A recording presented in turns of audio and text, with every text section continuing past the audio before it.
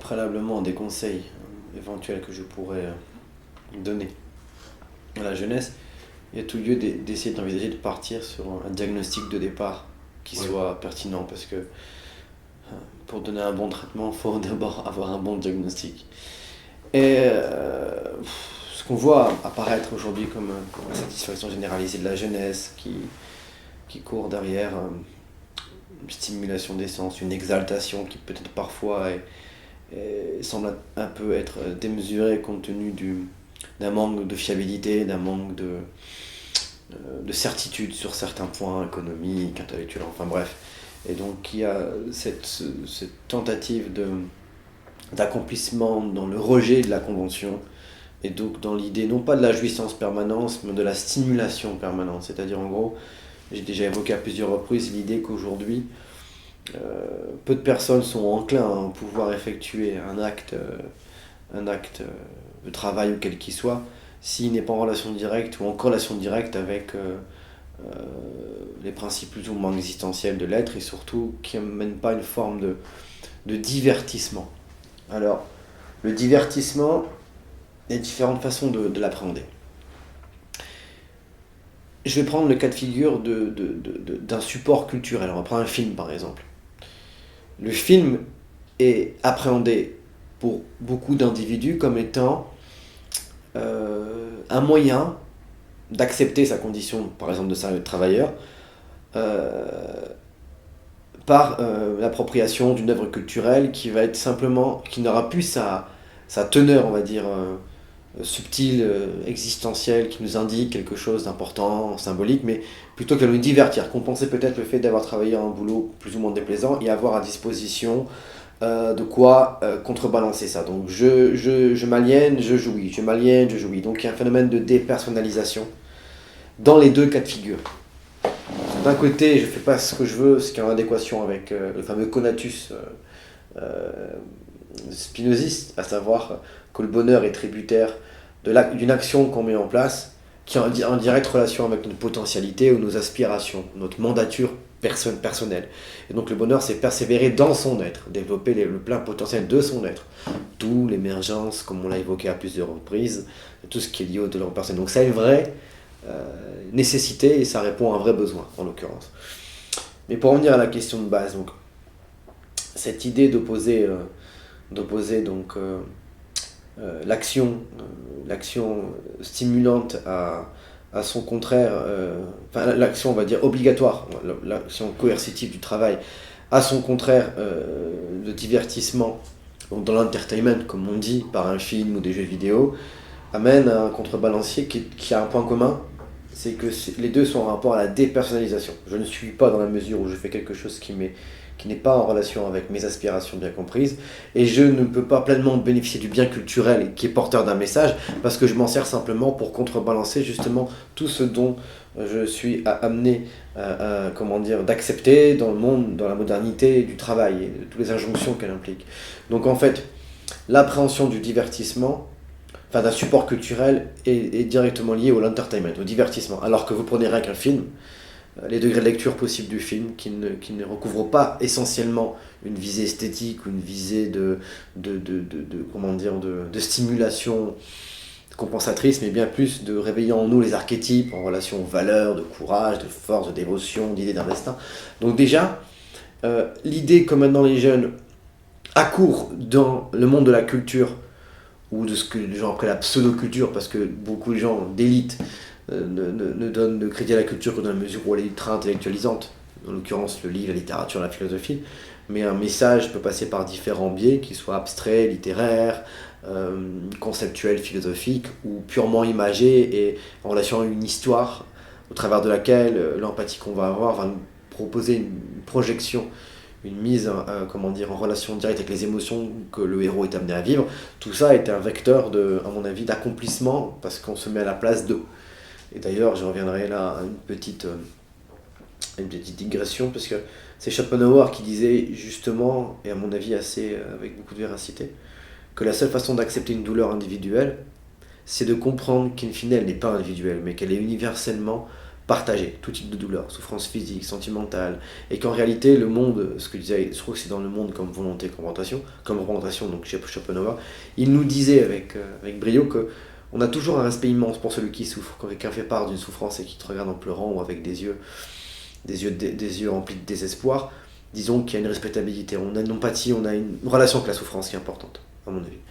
Et donc l'idée d'avoir une civilisation qui permet de mieux comprendre les souffrances interindividuelles et pour mettre en évidence le fait qu'elles répondent à des soucis existentiels propres à l'universalité du monde, nous amène à mieux accepter la chose, mieux la digérer. Alors pourquoi j'ai fait cette digression pour revenir à la question de base ? Parce qu'en fait, les générations d'aujourd'hui sont confrontées à une situation de transition où il y a une sorte de paroxysme des contraires. C'est-à-dire, alors là je me référais à Héraclite, à Jung surtout, qui sert d'Héraclite, et d'ailleurs aussi Hegel se sert d'Héraclite avec le fameux principe d'énianthrodomie, qui consiste à dire que tout est une question de polarité des contraires. L'énergie, évidemment, c'est plus et moins, l'énergie électrique. Les modalités de procréation, c'est homme et femme, principe positif, négatif, c'est dualité, entre autres. Et que, en fait, les transitions idéologiques de grande ampleur dans l'histoire arrivent toujours lorsqu'il y a un paroxysme des contraires. Je m'explique aujourd'hui, on prend le XXe siècle, c'est le lieu, la période plutôt, la plus explicite quant à ce que je viens d'essayer d'évoquer. C'est-à-dire ? Eh bien, XXe siècle, apparition de la bombe atomique, Oppenheimer, Einstein, donc possibilité d'autodétruire la planète, donc c'est quand même quelque chose qui, dans un sens spécifique, est très négatif. Et dans le sens contraire, apparition de la radiophonie, des découvertes des forces électromagnétiques, donc exploitation, de différents phénomènes physiques permettant d'accroître les possibilités de communication jusqu'à Internet aujourd'hui. Et donc on a évidemment un paroxysme des contraires. On peut tous se détruire grâce ou à cause de la bombe atomique, et en même temps, les éléments scientifiques découverts permettent une approximation intersubjective jamais égalée, potentiellement. Donc là, on dirait qu'on est en plein, en plein champ où s'exerce finalement, en plein terrain où s'exerce ce paradoxe-là, qui d'ailleurs était évoqué par saint Paul quand il disait là où le mal abonde, la grâce surabonde. Alors là où il y a la bombe atomique, il y a Internet qui nous permet de nous rapprocher, c'est un peu ça. Ou alors la fameuse phrase de Jung que j'ai évoquée brièvement, et je vais préciser ici pourquoi. Jung disait « Un arbre ne peut atteindre le paradis si ses racines atteignent l'enfer ». C'est-à-dire que le principe de dualité est consubstantiel à tout organisme vivant et qui plus est encore plus conscient. Et c'est l'idée selon laquelle, pour revenir au propos de base, s'il y a un accroissement démesuré des spécificités propres à l'esprit dans sa tendance dominatrice, c'est-à-dire calcul, projection, intellectualisation, travail forcené en vue d'accomplir une œuvre qui est tout sans cesse évolutive parce qu'elle n'est jamais suffisante. Ça, c'est les forces de l'esprit. Et donc, il y a une atténuation des forces de l'âme qui répondent à des besoins vibratoires, spontanés, d'exaltation, atténués par cette nécessaire projection collective vers une ambition de progrès depuis la Renaissance, qui a atténué les forces de l'âme qui ont été mises de côté. Raison pour laquelle, si on fait un parallèle, pourquoi les étudiants se marbrent la gueule, picolent, fument ? Parce qu'en réalité, ils sont plongés dans des nécessités de travail très, très jeunes, donc 17, 18 ans, 19 ans, et donc qui s'investissent. Et à toutes les forces justement de l'esprit usées et surabusées dans l'usage de l'intellect en vue d'obtenir une approbation universitaire et puis par prolongement une stabilisation économique, vont répudier les forces de l'âme qui répondent à des prérogatives purement instinctives, spontanées, intuitives et vibratoires.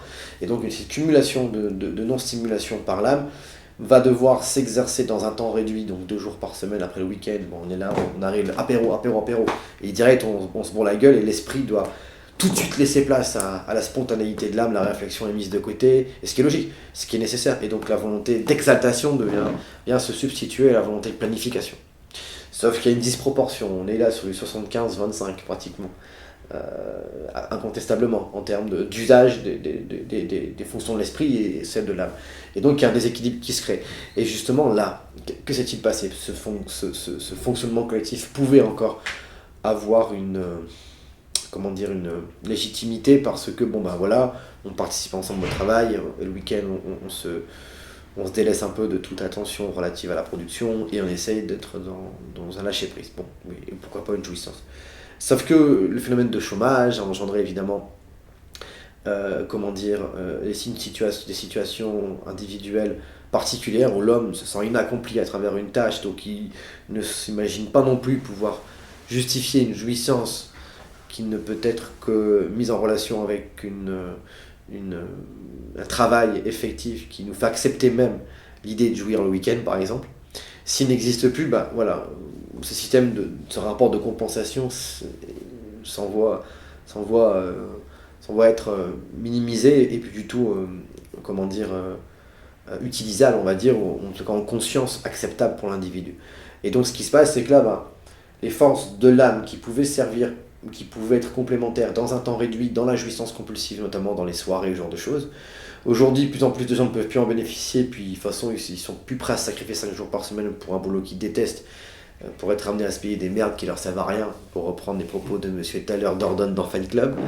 Et donc voilà, d'où l'idée de cette fameuse phrase aussi qui dans la continuité, qui dit la grande guerre est spirituelle, on n'a plus de grande cause, et c'est un combat intérieur qu'il faut mener, et c'est la prise de conscience du fait qu'on a renoncé à une partie de nos aspirations poétiques, intuitives, d'exaltation, en dehors, de toute substance qui va artificiellement les développer. Si d'ailleurs on peut analyser ça d'un point de vue scientifique, ce que je viens de vous dire. On s'aperçoit, à l'aide justement d'un PET scan, ce qui sert à mesurer la sécrétion d'hormones dans le cerveau, qu'un méditant tibétain, alors évidemment il faut des conditions spécifiques pour méditer plus de 10 000 heures, parce que là c'est 10 000 heures, génère autant de dopamine, donc d'hormones du plaisir, qu'un type qui prend de la cocaïne. Qu'est-ce que ça veut dire? Il y a deux choses à dire. Soit on incrimine celui qui prend la drogue en disant voilà, c'est pas normal, on peut l'obtenir naturellement, ou voir l'angle inverse, bah finalement cette aspiration à l'exaltation est légitime. La preuve, on peut l'obtenir naturellement. Mais le fait est on peut l'obtenir que au compte tenu du temps qui nous est donné en Occident, que par le biais de substances qui vont décupler finalement le plaisir rapidement. Parce qu'il faut être productif le lundi, donc il faut que le week-end on soit en mesure de jouir pleinement des 2 jours mis à disposition, comme j'ai dit tout à l'heure. Donc, 2 choses à voir. Soit on incrimine ce qui prend la coque, ce que je peux comprendre, soit on se dit merde, il ne peut pas atteindre une exaltation qui, semble-t-il, a une raison d'être, c'est une visée juste, mais comme il est embourbé dans la production et donc dans un temps offert intégralement au capital, il ne peut pas la développer comme le fait un moine tibétain qui dispose évidemment de son temps de manière complètement différente. Il l'appréhende différemment. La question elle est, l'âme veut une exaltation légitime, nous, vu que l'esprit prédomine, eh ben, on offre des conditions de temps réduites et des conditions d'exploitation de ces possibilités quasiment réduites ou inexistantes, alors on le fait artificiellement par biais de substances. Et donc s'ouvre une nouvelle catégorie, en dehors de celle que je viens d'évoquer là, qui est celle de ceux qui comprennent les degrés de lecture que j'évoquais tout à l'heure des œuvres artistiques, notamment culturelles artistiques, par exemple le cinéma ou autre, et qui sont à l'évidence touchés dans leur fort intérieur, sans pour autant être en mesure de mettre des mots concrets sur ce qui a suscité en eux de l'émoi, de l'émotion et de l'intensité, et qui du coup ont du mal à parvenir à mettre de côté des choses qui ont créé des inductions dynamiques internes par rapport au fait qu'ils veulent une vie, un destin, redécouvrir une présence dans la nature, redécouvrir une utilité à autrui réelle, et pas une praticité comportementale inscrite dans un processus de production au travers duquel le rôle de tout à chacun est surdécoupé, et donc l'universalité des âmes en mouvement est impossiblement envisageable parce qu'il y a une dissociation, une division du travail. Et donc voilà pourquoi, à mon sens, aujourd'hui on est en phase de transition et les jeunes ne peuvent plus effectuer une tâche sans que celle-ci soit en corrélation avec les inductions dynamiques créées au fond d'eux par le monde culturel artistique qui est aujourd'hui dialectiquement ce que le système suréconomiste, surcapitaliste a créé donc au départ pour du entertainment, mais qui peut aussi devenir un moyen par lequel l'état de conscience peut s'accentuer favorablement et redécouvrir une autonomie quant à nos choix, la nature des choix qu'on fait, les réinscrire dans des déterminations qui dépassent le cadre des besoins vitaux humains purs. Manger, boire, dormir, jouir. Manger, boire, dormir, jouir. Manger, c'est plus possible de se restreindre à ça. On ne peut pas être dans un monde qui nous propose de réfléchir constamment sur l'existence par la littérature, par les films, et nous proposer une existence parallèlement concrète et ultra superficielle et restrictive. C'est-à-dire que c'est générateur d'une schizophrénie salvatrice. Salvatrice ou mortifère? Salvatrice parce que au plus la schizophrénie devient collective et s'accentue, au plus elle suscite et nécessite une modification. L'homme change de direction que quand celle qu'il a prise amène à un cul-de-sac. C'est ça l'idée principale. Et pour les jeunes qui auraient cette caractéristique de la jeunesse, qui est ce phénomène d'impatience, et qui souhaiteraient justement se réapproprier leur vie, qu'est-ce que tu leur conseillerais de façon beaucoup plus concrète, au-delà de ce diagnostic? Pour réussir leur vie, je m'arrêterai sur ce que j'ai eu le temps d'évoquer. Alors évidemment, là, on pourra m'accuser de promouvoir le développement personnel, mais là n'est pas le but, parce que ça a vraiment une raison d'être tout ça, sinon ça n'aurait pas eu la floraison que ça a pu avoir et l'audibilité que ça peut avoir aussi aujourd'hui.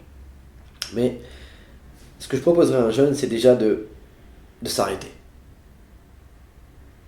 Quand je dis s'arrêter, je dis pas tout arrêter, et arrêter son cœur de batte, mais arrêter cette course folle qui lui fait ressembler à un hamster dans une roue finalement.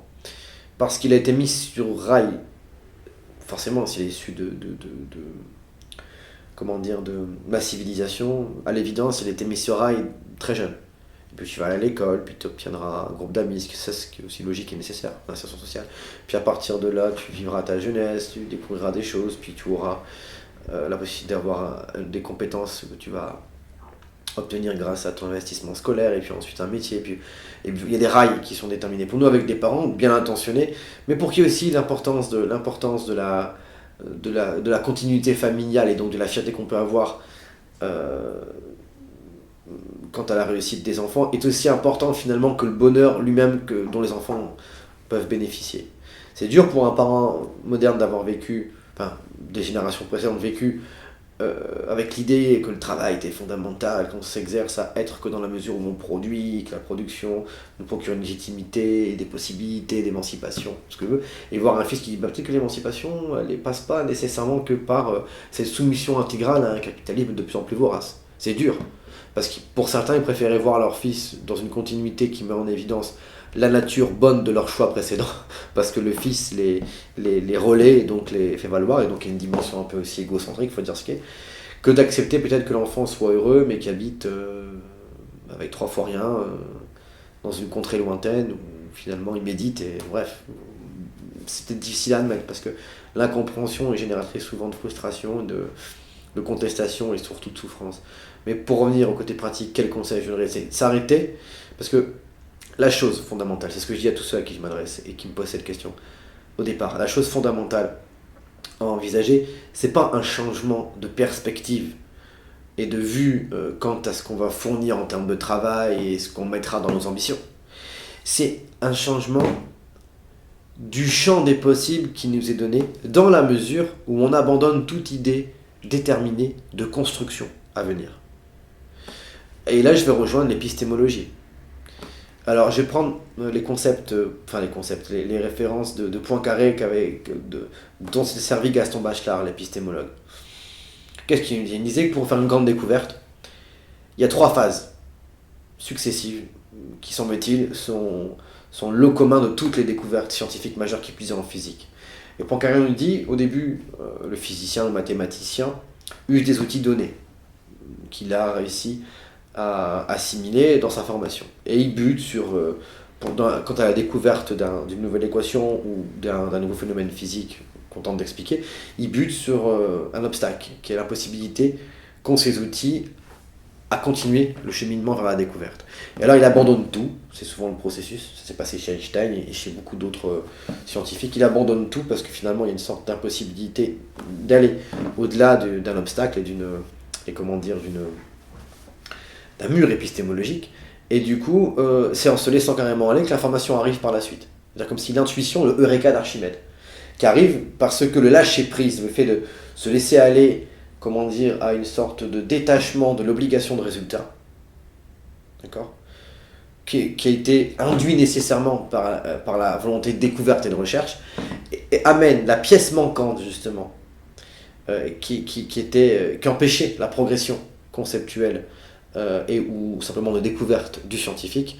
Et ensuite, une fois que cette information arrive de l'intérieur, donc l'intuition, et ben là, il peut accumuler avec ses outils, donc cumuler cette information avec les outils pour aboutir à la solution. C'est le cas de plein de scientifiques, pléthore de scientifiques. Donc pourquoi je prends l'exemple là? C'est qu'en réalité, pour mieux appréhender son futur, il faut éviter de coloniser un maximum les perspectives d'avenir par le mental, parce que de cette façon, on réduit, comment dire, les lignes temporelles futures. C'est aussi simple que ça. Alors là, je vais reprendre une théorie, celle en l'occurrence de Philippe Guimand de la rétrocausalité. Qu'est-ce qu'il nous dit? Alors, il ne faut pas rentrer dans des détails trop techniques, parce que d'une part, je ne suis pas physicien, même si j'ai beaucoup étudié le domaine, et d'autre part, le but n'est pas de me perdre dans une description trop technique, mais il dit, voilà, c'est simple, c'est que si l'information, comme on a découvert dans le vide quantique, est alocale et non spatiale, ça veut dire qu'elle n'est pas tributaire du temps et de l'espace. J'aurais pour preuve le phénomène de l'intrication quantique, où deux particules quantiques divisées en deux répondent simultanément quand on les sollicite, ce qui signifierait qu'il y a une vitesse plus rapide que la lumière, et donc que les équations d'Einstein seraient fausses, ce qui ne peut pas être le cas parce qu'elles sont fonctionnelles formellement pour bien des raisons. Donc la réalité, c'est qu'il y a une matrice dans le vide quantique qui relie plus ou moins tout le monde. D'où les idées de New Age, développement personnel et compagnie, dont se servent énormément les tenants voilà, du développement personnel, entre autres. Mais l'idée, c'est que ce que nous dit très simplement finalement, c'est qu'il y a les trois dimensions d'espace, donc sont complétées par une dimension de temps, donc hauteur, largeur, profondeur, espace-temps, et que l'univers bloc de Laplace, qui consiste à dire que finalement le passé, le présent et le futur sont déjà configurés et qu'on fait passer qu'à travers finalement ce temps-là. C'est ce qui est une théorie qui est à la fois vraie et fausse d'après Guimand, à savoir qu'il y aurait un déterminisme physique du macrocosme, mais à la fois au sein du macrocosme et son déterminisme, des multiples possibilités. À titre d'analogie, le GPS par exemple, on peut avoir une destination déterminée, mais on peut changer d'itinéraire constamment. Et donc c'est là où le déterminisme vient s'associer dialectiquement à l'indéterminisme. Mais bon, pour essayer de resituer le propos et d'être précis et concis, donc ce que nous dit Guimand, c'est que au plus vous configurez votre futur, donc vous avez une ligne temporelle déterminée avec 2 ou 3 options, un plan A, un plan B. En réalité, vos commutations temporelles, ça veut dire en gros, pour faire un exemple, si je suis en voiture et que j'ai un itinéraire et qu'il y a 2 ou 3, si j'ai que 2 ou 3 itinéraires, de toute façon je vais emprunter un chemin qui sera plus ou moins semblable, mais il est prédéterminé relativement dans ma conscience. Et donc, la possibilité d'être surpris par des contingences qui vont venir susciter une exaltation. On parlait de l'âme, et l'âme, elle se réfère aussi à des besoins de spontanéité. En l'occurrence, c'est l'âme qui jouit quand elle a un présent et un cadeau. Et c'est un présent, c'est pas un futur ni un passé par lequel elle est en mesure de bénéficier d'une satisfaction.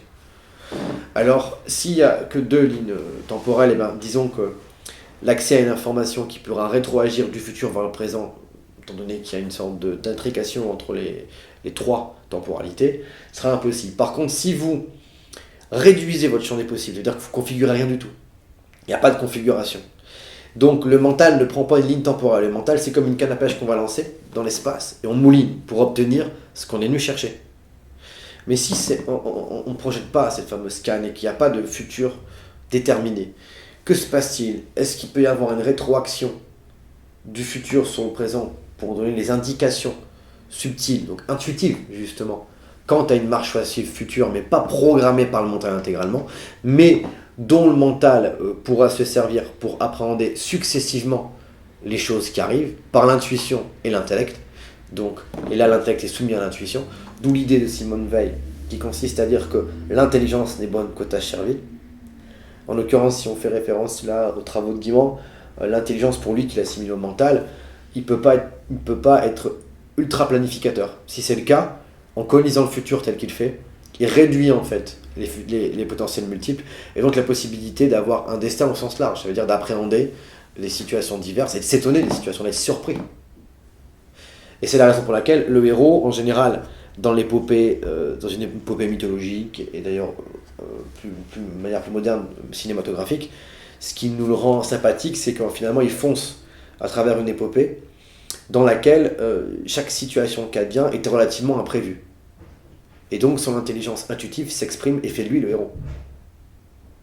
Tandis que celui qui prévoit tout, constamment et dont le mental est parasité à outrance, c'est lui qui va fournir les gadgets au héros. Mais c'est pas le héros, l'archétypique. Le héros, c'est celui qui a une intelligence émotionnelle. C'est-à-dire qu'il ressent les choses et qui agit en fonction de ce qu'il ressent avec une foi, non pas orientée vers une entité quelconque, mais une corrélation entre ses aspirations de bonté et ses actes, même si les actes, pour qu'ils puissent être effectifs, n'ont pas besoin d'être prédéterminés par le mental.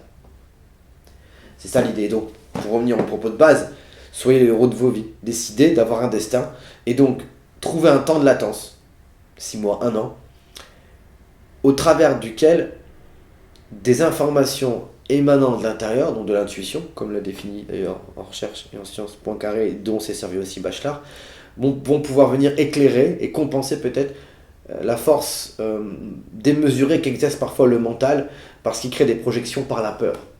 J'ai peur, donc je façonne un environnement futur duquel je pourrais me prémunir parce que j'anticipe préalablement toutes les problématiques qui peuvent advenir. Et comme je dis toujours, à la source de chaque sentiment humain, il n'y a que 2 sentiments sources, enfin sentiments de base, la peur ou la foi. Alors la peur, c'est la peur qu'une situation déplorable advienne, et donc la mise en place de supputations hypothétiques de situations à advenir qui nous permettront d'anticiper les problèmes et de nous protéger. Et donc on a un robot calculateur, une sorte d'algorithme qui essaye d'anticiper les problématiques. Et alors l'intelligence, elle est plus bonne aux tâches serviles telles qu'elle doit l'être, parce que Simone Veil dit justement l'intelligence servile l'âme, c'est-à-dire les aspirations, le souffle d'aspiration qui nous fait vouloir l'amour, qui nous fait vouloir des choses, la justice, et que l'intelligence sert ces principes-là. Mais ces notions-là inscrites dans l'âme, elles ne répondent pas à des planifications spécifiquement. Elles peuvent y répondre, mais ce n'est pas leur détermination de base. Et c'est le mental qui vient aider à les faire éclore dans la matière, si je puis dire. Voilà pourquoi chaque individu doit essayer de redécouvrir un rapport au temps différent d'avant. Ne pas le parcelliser à outrance et le coloniser comme un ordinateur qui colonise chaque mémorisation donnée dans son espace, où il y aura des vidéos, des photos, parce qu'il faut combler un peu finalement l'espace qui est donné. D'ailleurs on parle d'espace quand on parle quel espace nous reste-t-il quand on parle finalement dans les disques durs, si je dis pas de bêtises, hein. C'est ça pour Oui, vous. c'est ça. Quel espace, c'est marrant. Et ben c'est pareil si on fait une analogie avec finalement l'être humain occidental. Quel espace de temps me reste-t-il pour y inclure des actions au travers desquelles mon mental pourra sentir un accomplissement ou sentir sa fonction pleine s'exercer. C'est ça. Or, redécouvre la partie en toi qui n'est pas soumise aux catégories du temps, et à travers cette redécouverte, des éléments d'information intuitive vont se donner à toi que tu pourras utiliser pour orienter ton destin avec ton mental aussi, mais avec aussi une détermination des profondeurs plus liées à ce qui te caractérise ontologiquement. Voilà. Ça m'a l'air très clair.